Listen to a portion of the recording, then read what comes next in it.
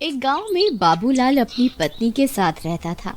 सभी गांव वालों का मानना था कि उसकी पत्नी सुषमा एक चुड़ैल है, लेकिन बाबूलाल गांव वालों की बातों को हमेशा अनसुना कर देता। फिर एक दिन रात होने पर बाबूलाल सो रहा होता है।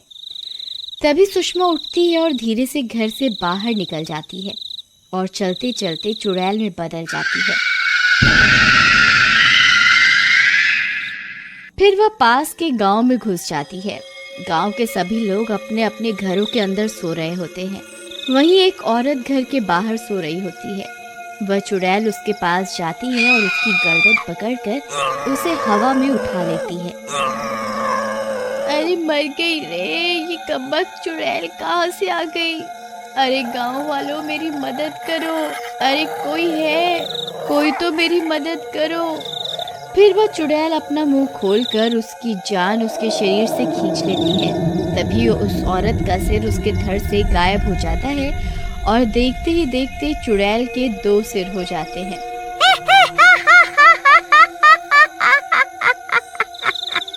फिर वह चुड़ैल वापस अपने घर की ओर चली जाती है और फिर से औरत के भेष में आ जाती है, लेकिन उसके सिर अब 2 हो चुके होते हैं। उन्हें छुपाने के लिए वह अपनी साड़ी का घूंघट आगे कर लेती है।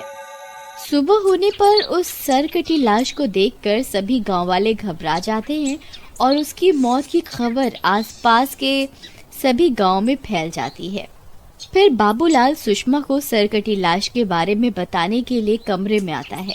अरे सुषमा, ये तुम्हारे सर को क्या हुआ है? ये अचानक से इतना बड़ा क्यों हो गया? अजी कुछ नहीं, बस मेरे सिर में बहुत दर्द हो रहा है, इसलिए मैंने सिर में कपड़ा बांधा हुआ है। इसी वजह से मेरा सिर बड़ा दिखाई दे रहा है। अच्छा, ये बात है। मैं तो बस तुम्हें यहाँ वो सरकटी लाश के बारे में बताने आया था। कल रात को कोई उसका सर काट के अपने साथ ले गया। मुझे तो बहुत डर लग रहा है। हमें भी अब चौकन्ना रहना होगा। बाल बाल बच गई। अगर इन्हें मेरी असलियत के बारे में पता चल जाता तो मैं अपने मकसद में कभी कामयाब नहीं हो पाती।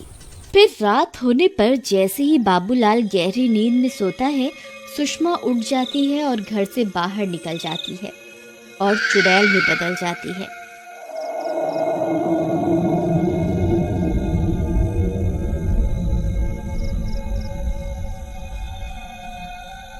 वह अपने शिकार की तलाश करने लगती है। तभी सामने से उसे एक औरत आती हुई दिखाई देती है। वह चुड़ैल एकदम से उसके सामने पहुंच जाती है। अरे इसके 2 सिर हैं। हे भगवान, ये चुड़ैल यहाँ कहाँ से आ गई?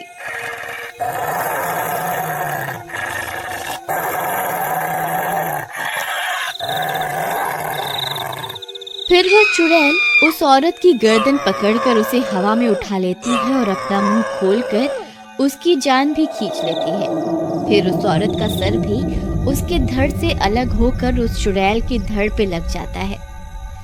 फिर वह चुड़ैल वापस अपने घर आ जाती है। सुबह होने पर लोग एक और सिरकटी लाश देखकर घबरा जाते हैं। किसी को कुछ समझ नहीं आता कि आखिर कौन औरतों के सिर काट रहा है। अब सुषमा के 3 सिर हो चुके होते हैं। वह खुद के ऊपर कंबल ओढ़ लेती है ताकि बाबूलाल उसकी असलियत ना पकड़ पाए। अरे अब तुम्हें क्या हो गया? इतनी गर्मी में ये कंबल ओढ़ कर क्यों बैठी हो? अजी कल रात से मेरी तबीयत कुछ ठीक नहीं है। मुझे बहुत ठंड लग रही है, इसीलिए मैंने ये कंबल ओढ़ा हुआ है। अच्छा ठीक है, तुम आराम करो। ये सर काटने की घटना तो बढ़ती ही जा रही है। मुझे सरपंच जी से बात करनी ही होगी। फिर सभी गांव वाले मिलकर सरपंच से इस घटना के बारे में बात करते हैं। भाइयों, ये बहुत गंभीर मसला है। कोई व्यक्ति है जो औरतों को अपना शिकार बना रहा है। अब हमें और भी चौकन्ना रहना होगा। सरपंच जी, वो व्यक्ति रात के अंधेरे में औरतों को अपना शिकार बना रहा है। हमें उसे रंगे हाथों पकड़ना होगा। भाई तुम कहना क्या चाहते हो? क्या हम किसी औरत को उसका चारा बनाकर रात को उसके सामने भेज दें ताकि वो उसकी गर्दन काट दे और तुम उसे रंगे हाथों पकड़ सको? तुम्हारा दिमाग खराब तो नहीं हो गया भाई? अरे नहीं नहीं, मेरा ये मतलब नहीं था। मेरे पास एक तरकीब है। फिर रात होने पर भीमा अपने शरीर पर कंबल लपेट लेता है और सिर पर एक औरत का मुखौटा पहन लेता है और बीच रास्ते में खड़ा हो जाता है। तभी बाबूलाल के सोते ही सुषमा घर से बाहर निकल जाती है। तभी बाबूलाल की नींद खुल जाती है और वह भी उसका पीछा करने लगता है। तभी सुषमा चुड़ैल बन जाती है। बाबूलाल की आंखें फटी की फटी रह जाती हैं। हे भगवान, ये मैं क्या देख रहा हूँ? ये कैसे हो सकता है? ये सुषमा तो चुड़ैल निकली। हे भगवान, मुझे ये बात अभी सरपंच को जाकर बतानी होगी। फिर वह चुड़ैल आगे बढ़ जाती है। वहाँ उसका सामना भीमा से होता है। वो भीमा को औरत समझ रही होती है।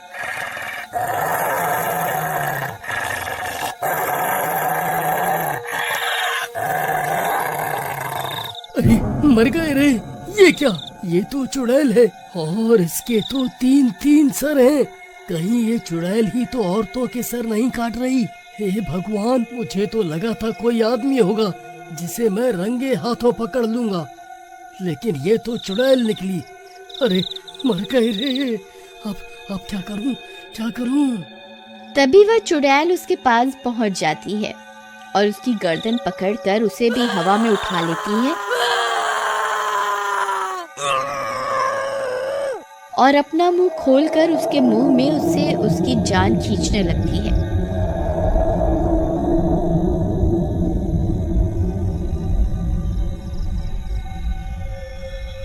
लेकिन मुखौटा होने की वजह से वो नाकाम हो जाती है।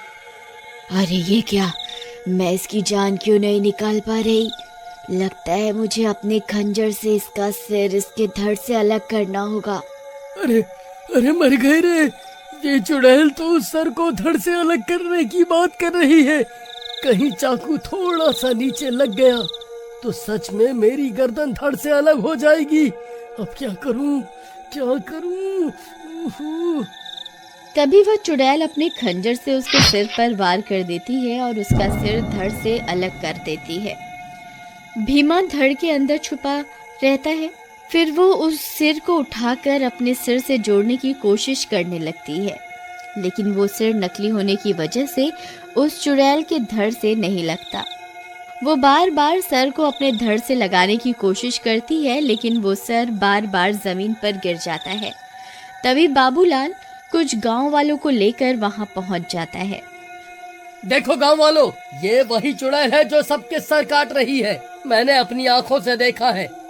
इसने सुषमा के शरीर पर अपना कब्जा किया हुआ है। तभी भीमा भी कंबल से बाहर निकल आता है। चुड़ैल उसे देखकर चौंक जाती है।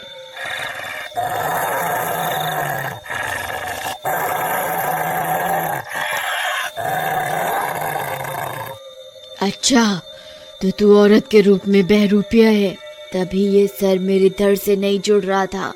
तूने मुझे बेवकूफ बनाकर अच्छा नहीं किया। अब मरने के लिए तैयार हो जा। फिर वह चुड़ैल भीमा की गर्दन पकड़कर उसे भी हवा में उठा लेती है। अरे मर गए! अरे गांव वालों, मेरी मदद करो! अरे कोई मुझे बचाओ! भाइयों, हमें भीमा की मदद करनी होगी, नहीं तो वो उसकी जान ले लेगी। लेकिन भाई, हम उसकी मदद कैसे करें? वो 3 सर वाली चुड़ैल हमें कच्चा ही खा जाएगी। मुझे ही कुछ करना होगा। अरे नास मिटो! वहाँ खड़े खड़े क्या देख रहे हो? मेरी मदद क्यों नहीं करते? अरे कोई तो मेरी मदद करो! अरे मर गया रे! बचाओ!